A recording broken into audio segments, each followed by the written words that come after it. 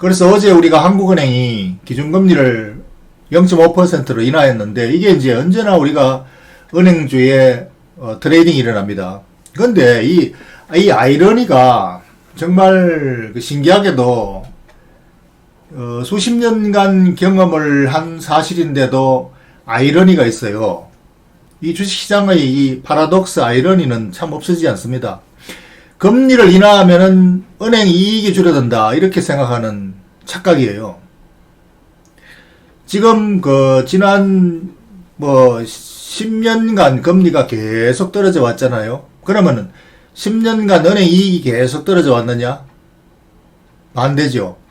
10년간 은행이 계속 늘어나 왔습니다. 그런데 은행 이자율이 떨어지면은, 금리 떨어지면은 은행 이익이 줄어든다라는 아이러니가 작용을 한다 이거예요. 그러니까 은행 주가가 계속 떨어지는 거지. 그런데 이익은 계속 올라와. 그러니까 PER이 계속 낮아지고, 이익 대비 주가가 계속 떨어진다 이거예요. 그러니까 이익이 계속 늘어나고 주가는 계속 떨어지고, 그래서 PER이 지금 400, 500 이렇게 있습니다. 거기다가 최근에 이 경기 침체, 코로나 사태로 인해서 또 주가가 와장창 떨어져 있죠. 그런데 기업 이익이 그만큼 떨어져 있느냐? 1분기 이익 조금 떨어졌죠. 조금 줄어들었죠. 그러니까 이러한 파라독스가 시장에서 작용하기 때문에 주가는 안 오르고 떨어지고 올라야 되는 주가가 못 오르고 있는 저평가 상태에 있는 거죠. 다 사람들이 투자는 주가가 오르는 걸 기대하고 투자를 하니까 주가가 안 오르니까 이 투자 매력이 없는 거죠. 올라야 팔아먹을 텐데. 사람들이 자꾸 팔아먹을 생각을 하니까 먹지 못하는, 단기에 팔아먹지 못하는 주식이라 이렇게 되는 거죠. 그러니까 인기가 없고 소외돼 가지고 저 바닥에 추락해 있는 주가 상태를 유지하고 있는 거죠. 근데 사실은 금리가 떨어지면은 왜 이익이 안 떨어지느냐? 이 금리가 이게 기준금리거든요. 기준금리인데 이거를 기준으로 해서 대출금리는 여기다가 2% 마진을 붙여서 2%가 뭐야? 한 3% 마진 붙이는 것 같더만. 그리고 예금금리는 거기다가 1% 정도 붙여주고, 그래가지고 그게 이제 대출금리하고 예금금리하고 차이가 마진이죠. 그러니까 마진은 안 줄어드는 거예요. 은행이 대출금리를 낮추더라도 예금금리를 같이 낮추기 때문에 그 예대 마진 차이는 그대로입니다. 그대로. 그럼 금리를 올리면 어떻게 되나? 올려도 똑같아요. 대출금리 올라가고 예금금리 조금 높여주고. 그러니까 기준금리 떨어지면은 제로금리라 그래가 이제 대출 이자 이익 못 내겠네. 대출 이익 못 내면은 은행 이익이 줄어들겠네. 단순하게 이렇게 생각합니다. 애널리스트도 그렇게 분석을 해요. 그 애널리스트들은 데이터가 다 있는데도 왜 그렇게 계속 분석하는지 모르겠어요. 다 그게 대세니까 대세에 따라가는 건지. 그래서 이게 대출 이자가 계속 줄어들면은 이익이 줄어든다. 그 예금금리는 더 이상 못 낮추는데 예금금리가 그러면 제로 되면은 예금금리는 더 낮출지도 못하면 결국 떨어지는 거 아닌가. 이렇게도 생각할 수 있습니다.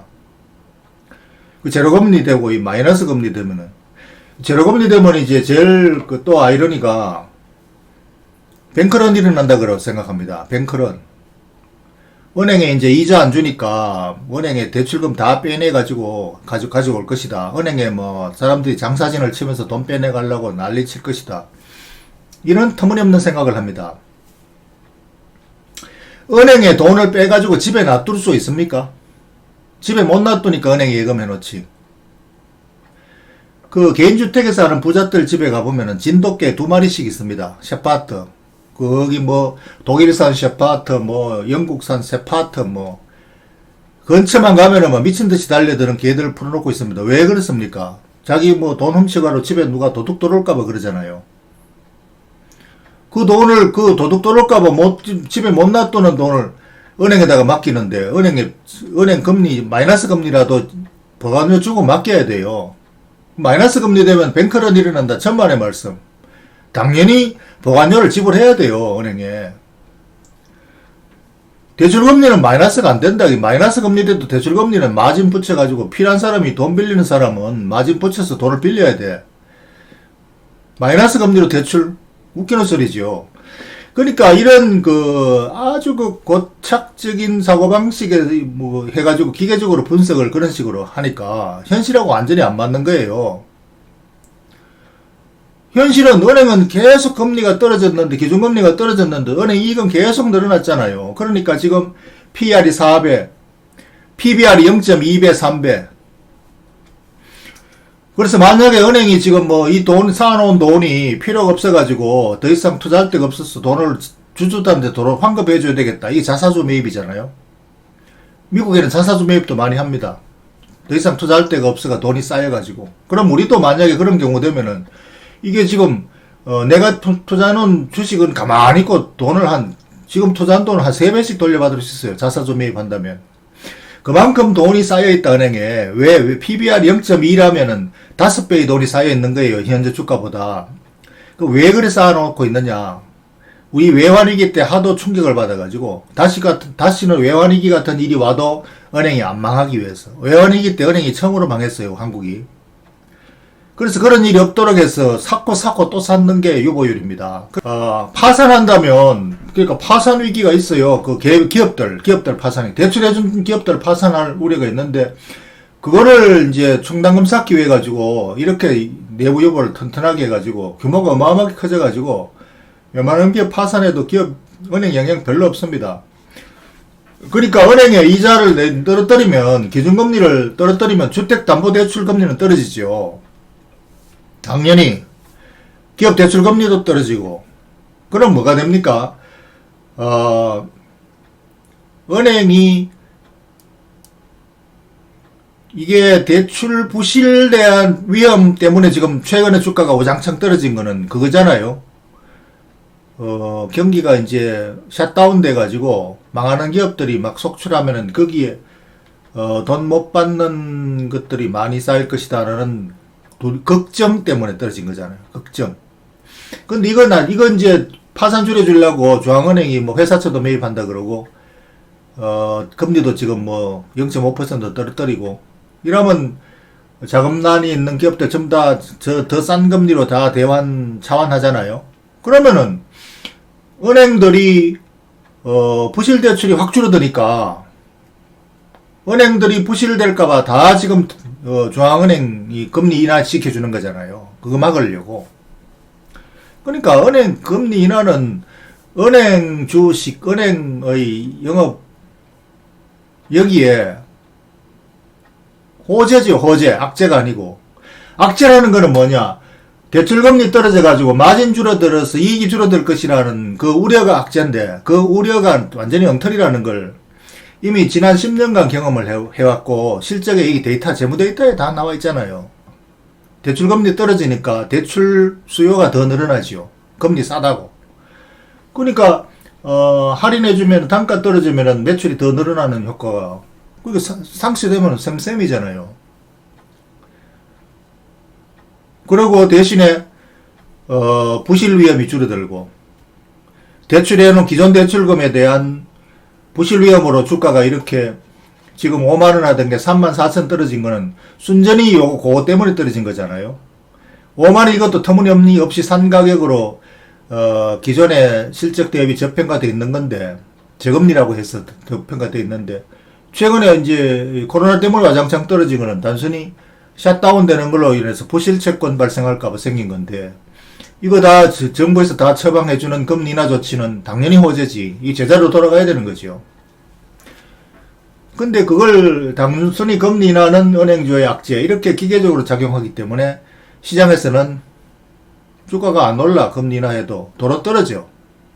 그러니까 이거는 투자자에게 호재죠. 이 저가 매수의 기회가 되는 거고,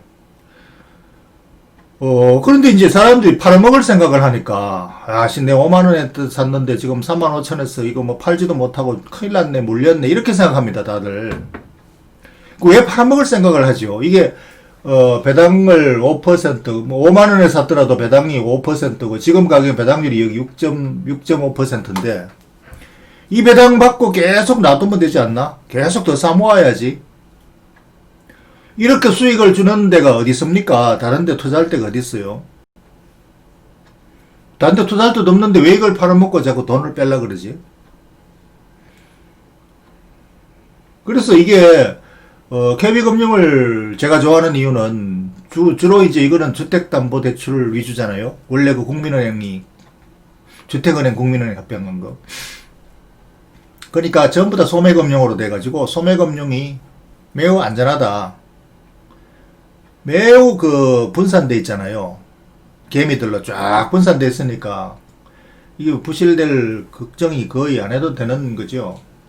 그러니까 배당 많이 주고 안전하고 은행만큼 안전한 게 어디 있습니까? 정부에서 기업 재벌 부도나도 그걸 누가 일부러 정책금융으로 주면은 나중에 책임 전가된다고 그러고 하지도 못하잖아요. 그냥 파산되는데 은행들은 파산 절대 못 시키죠. 정부에서 구제금융 해가지고 재정 투입해가지고라도 살리잖아요. 그러니까 안전성 면에서는 은행만큼 안전한 게 어디 있는데 이게 뭐 반대로 조금만 뭐 하면 시스템 리스크다 그래가 주가가 두루룩 떨어지고 이럽니다.